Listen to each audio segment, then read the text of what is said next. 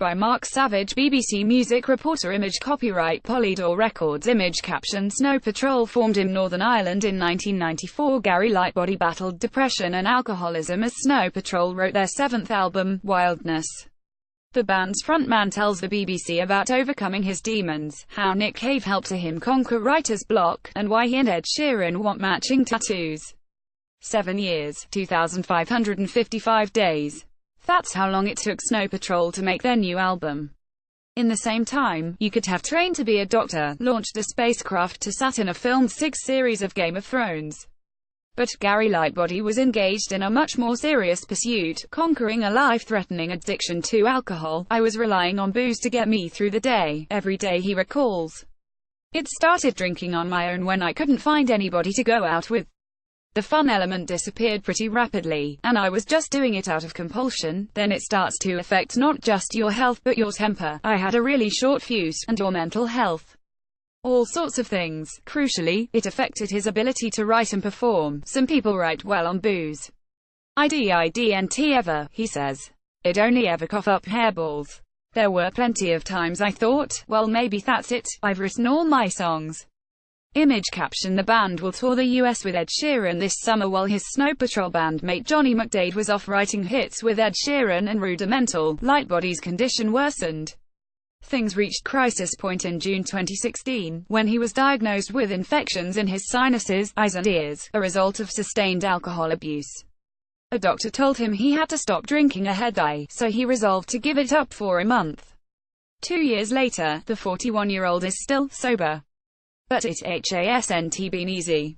Getting clean forced him to focus on his mental health, triggering a wave of self-hatred that further exacerbated his inability to write. The breakthrough finally came when he heard Nick Cave's harrowing album Skeleton Tree, recorded in the aftermath of his teenage son's death. The first track on it is called Jesus Alone, says Lightbody.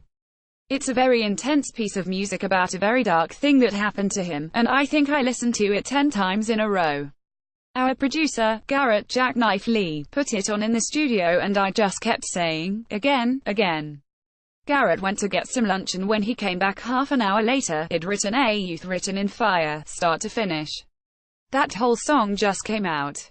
Whatever the vibration was in that Nick Cave song, it just rattled it out of me.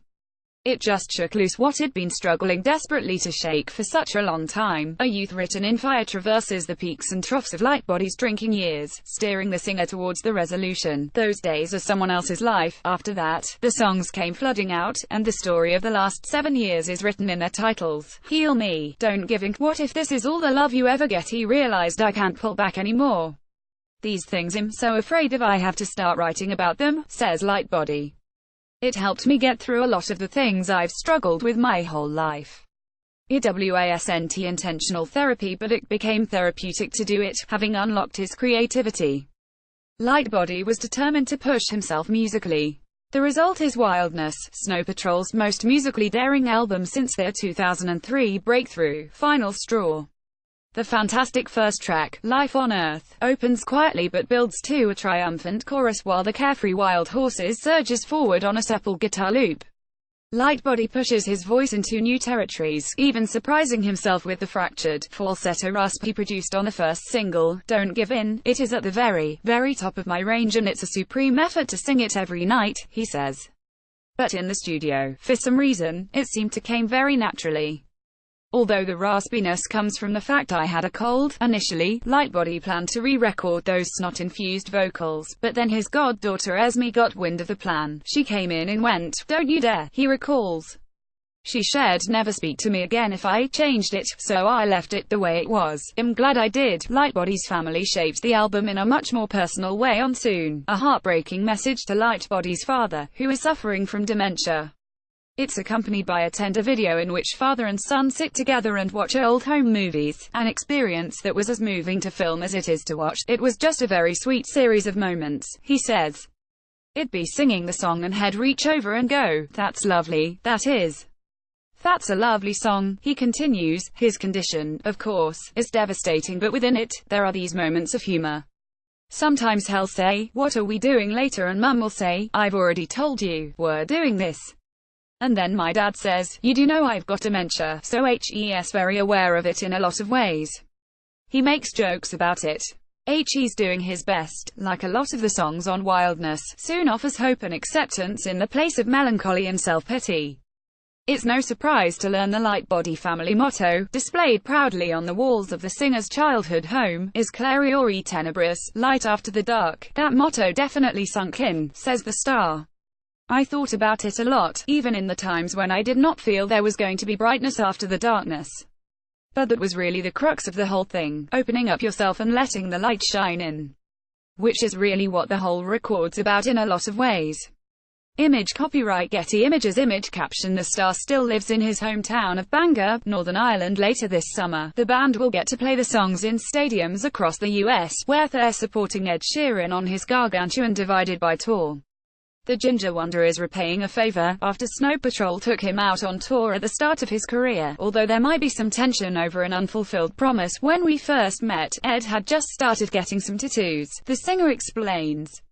And I said, the only tattoo I've ever thought of getting is a line from a Bon Iver song. Before I could say anything else, Ed went, everything that happens is from now on, and I was like, yes.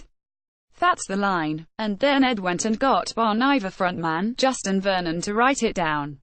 He sent it to me and said, I'm getting this done as a tattoo tomorrow, go and get yours done, too. But I chickened out. I've never had a tattoo, but I might get it done one day. I probably should. To complete the story, in the 7 years since then, Ed has become one of the world's most popular stars, but he still has some way to go before he can beat the success of Snow Patrol's biggest song, Chasing Cars, which has spent 166 weeks on the UK chart. That makes it the second most successful song of the 2000s, after The Killers' Mr. Brightside. I didn't know that stat, Marvel's Lightbody. I'm pretty flabbergasted by it. I still have a really deep relationship to that song. The way it unifies an audience is the thing I most cherish about it. It's a beautiful moment every time you play it. The singer once declared that the best song ever written in Northern Ireland was the Teddy Bears Picnic. But based on its chart performance, I wonder whether Chasing Cars can rightly claim the title. Bloody hell. Did I really say that? Laughs Lightbody. No. The greatest song ever written in Northern Ireland is Teenage Kicks. Or about 25 Van Morrison songs. Although Teddy Bear's Picnic is a tune, Snow Patrol's new single Empress is out now. Follow us on Facebook, on Twitter at BBC Newsance, or on Instagram at BBC Newsance. If you have a story suggestion, email entertainment.news@bbc.co.uk.